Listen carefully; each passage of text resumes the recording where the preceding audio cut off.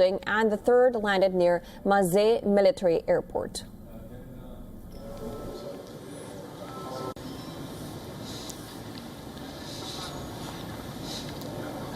No one was killed or wounded.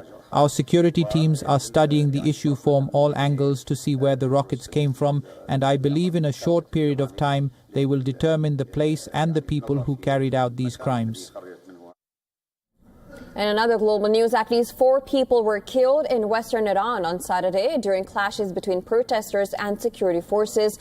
And this according to 2 human rights groups, which accused Iran's Revolutionary Guards of firing on demonstrators. And according to the Norway-based Hengaw Rights Group and Iran Human Rights NGO, Revolutionary Guards used live ammunition in the Malek-e-Shahi district of Ilam province, killing members of the Kurdish minority and wounding at least 30 others.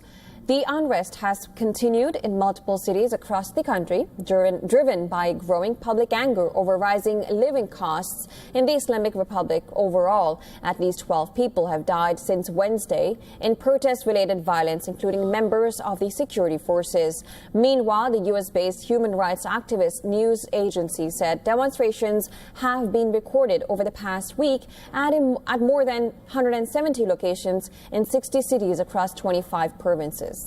The group reports that at least 582 people have been arrested and at least 15 protesters have been killed.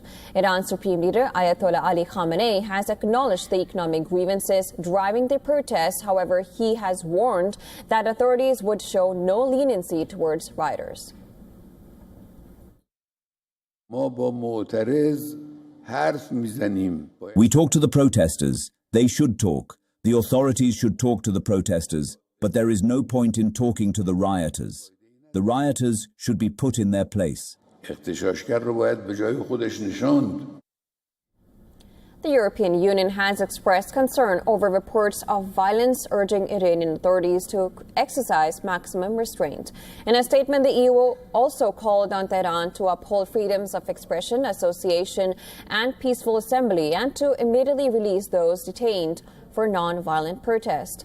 Outside Iran, around 100 pro-democracy demonstrators gathered in London near Downing Street, rallying in support of protesters back home. A separate protest nearby voiced support for Iran's former ruling family, including the son of the deposed Shah.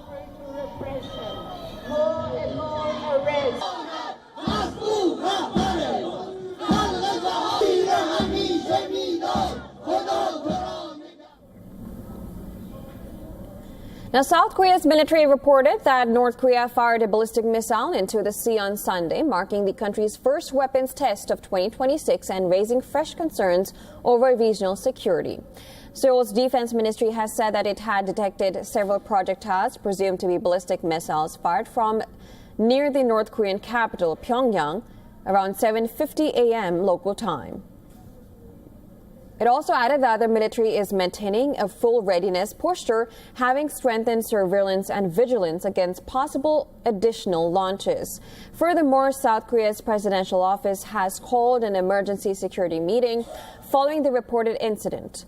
Now, it is Pyongyang's first ballistic missile launch since November, when it staged a test after U.S. President Donald Trump approved South Korea's plan to build a nuclear-powered submarine. Also, the launch coincided with the U.S. military operation in Venezuela, which resulted in the capture of President Nicolas Maduro.